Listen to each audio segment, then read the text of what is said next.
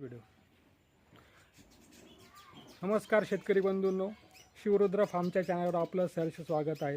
आपण या ठिकाणी आज आहात की सेनेगल वेस्ट आफ्रिकेमध्ये की कशा विविध प्रकारच्या शेळ्या असतात, मेंढ्या असतात आणि या ठिकाणी ते त्यांच्या शेतीच्या आवारामध्ये कशा प्रकारे त्यांचं पालनपोषण करत असतात.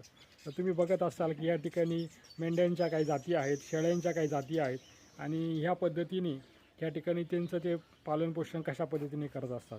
तुम्ही याच्या पाठीमागे जर बघत असाल की या ठिकाणी काही शेळ्यांच्या देखील जाती या ठिकाणी जाती आहेत, काही ठिकाणी काही त्या मेंढ्यांच्या जाती देखील आहेत.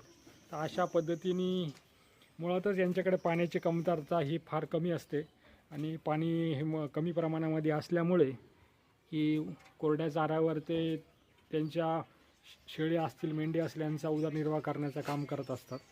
तर अशा प्रकारच्या वातावरण ज्या आहेत